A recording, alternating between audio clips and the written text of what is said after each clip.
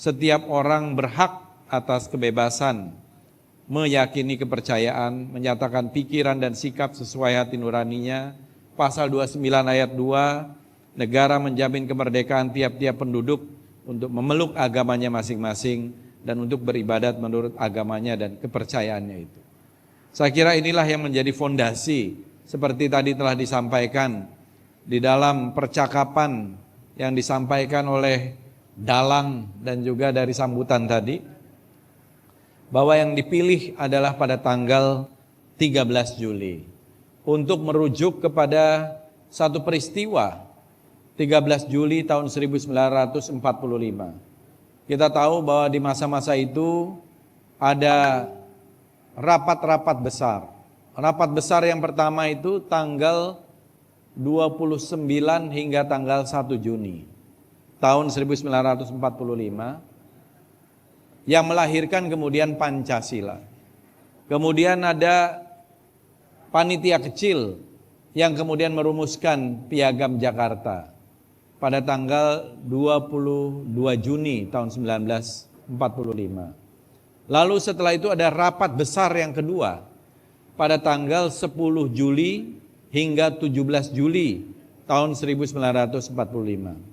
Rapat-rapat itu dilakukan setiap hari. Ini ada di dalam risalah sidang BPUPK, Badan Usaha Penyelidik Persiapan Kemerdekaan Indonesia. Itu tanggal 10 hingga 17 Juli dilaksanakanlah rapat besar yang kedua untuk membicarakan, merumuskan konstitusi kita. Dan dipilihlah pada tanggal 13 Juli karena pada rapat pada hari itu, rapat-rapatnya nggak panjang ya, memang rapat-rapatnya hanya 2 jam, 1,5 jam, tapi memang para tokoh-tokoh bangsa ketika itu kalau berargumentasi itu efektif, efisien, dan tajam. Karena mereka ini adalah juga para intelektual. Termasuk dalam hal ini adalah Wongsonegoro.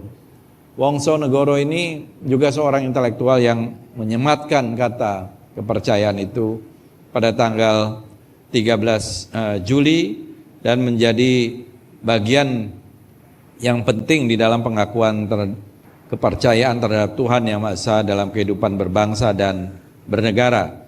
Penetapan Hari Kepercayaan terhadap Tuhan Yang Maha Esa ini menjadi pengingat kita semua bahwa Indonesia dibangun di atas fondasi keberagaman, toleransi, penghormatan terhadap martabat setiap warga negara, dan tadi ya yang berulang kali disebut, negara hadir untuk memastikan bahwa setiap warga negara mempunyai ruang yang setara menjalankan keyakinan, melestarikan tradisi, mewariskan nilai-nilai luhur kepada generasi penerus, dan hadirnya ketetapan ini juga sebagai komitmen pemerintah dalam rangka melayani pemenuhan hak bagi penghayat kepercayaan.